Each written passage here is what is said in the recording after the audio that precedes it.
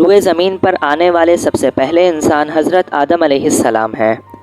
آدم علیہ السلام سے لے کر حضرت محمد صلی اللہ علیہ وسلم جو اللہ کے آخری پیغمبر ہیں، آدم علیہ السلام سے محمد صلی اللہ علیہ وسلم تک تمام پیغمبروں نے ایک فتنے سے اپنی اپنی قوموں کو آگاہ کیا۔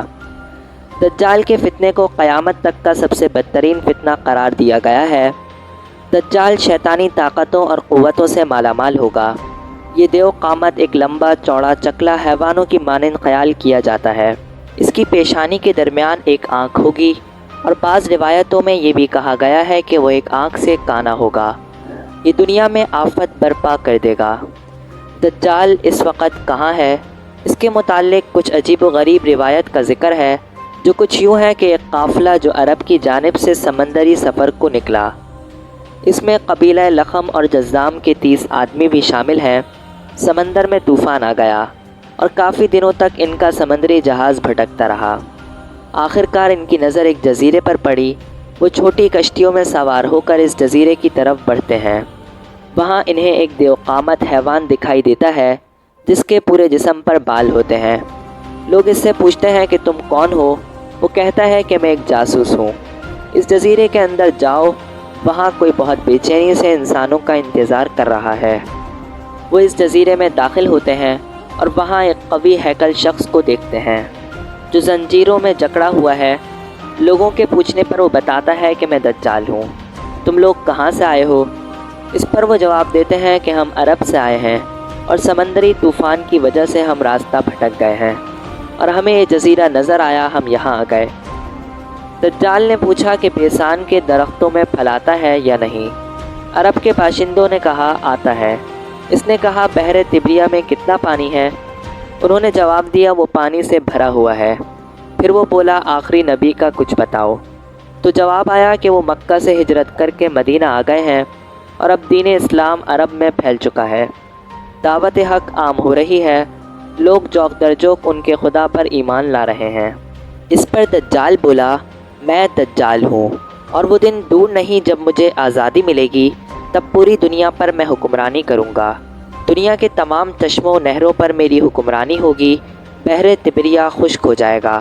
40 دن کے اندر اندر کوئی بستی ایسی نہ رہے گی جس میں داخل نہ ہوں گا۔ مکہ اور مدینہ کے علاوہ میں پوری دنیا کے چکر لگاؤں گا۔ عرب کے ان قبیلوں نے جس جزیرے میں دجال سے ملاقات کی وہ دوبارہ کبھی کسی کو نہ دکھ سکا، لیکن اس جزیرے کے متعلق بے شمار دعوے کیے جاتے ہیں۔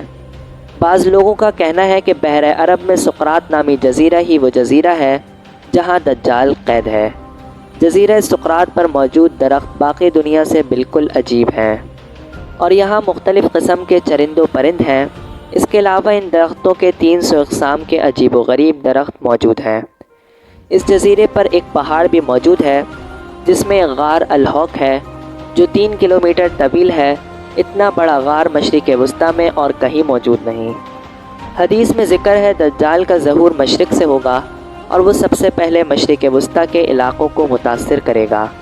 اس وجہ سے کچھ لوگ اسے دجال کا جزیرہ کہتے ہیں۔ اس کے علاوہ کچھ لوگ اٹلانٹک اوشین میں موجود برمودا ٹرائنگل کو دجال کا جزیرہ کہتے ہیں۔ یہ وہ علاقہ ہے جہاں کمپس کام کرنا بند کر دیتے ہیں۔ یہاں جو بھی جاتا ہے وہ واپس نہیں آتا۔ اس جگہ پر کافی جہاز اور کشتیاں غائب ہوئیں جو پھر کبھی نہ مل سکیں۔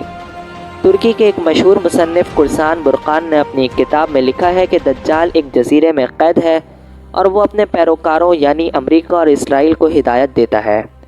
امریکہ اور اسرائیل کے جہاز خفیہ طریقے سے اس جگہ آتے ہیں اور انہیں بتایا جاتا ہے آگے کیا کرنا ہے۔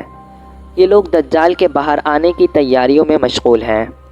برقان نے لکھا ہے کہ وہ جزیرہ برمودا ٹرائنگل میں ہی ہے کیونکہ وہاں ایک ایسا جزیرہ ہے جس میں ایک بڑا گرجا موجود ہے۔ دجال وہیں موجود ہے۔ کچھ لوگوں کا دعویٰ ہے کہ انہوں نے امریکی بحری جہازوں کو اس جزیرے کی جانب جاتے دیکھا ہے۔ بعض لوگ یہ بھی کہتے ہیں کہ یہ لوگ دجال کے خروج کی تیاریاں کر رہے ہیں۔ کہا جاتا ہے کہ دجال کی سواری ایسی ہوگی جس پر بیٹھ کر وہ بجلی کی اسپیڈ سے دنیا کے چکر کاٹے گا۔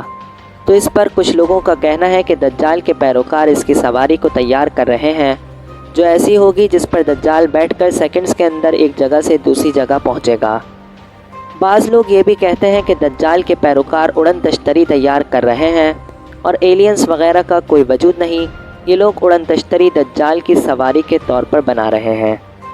بہرحال دجال کے متعلق بے شمار باتیں کہی سنی جاتی ہیں، ہمیں بطور مسلمان اللہ سے دجال کے فتنے سے بچنے کی دعا مانگنی چاہیے۔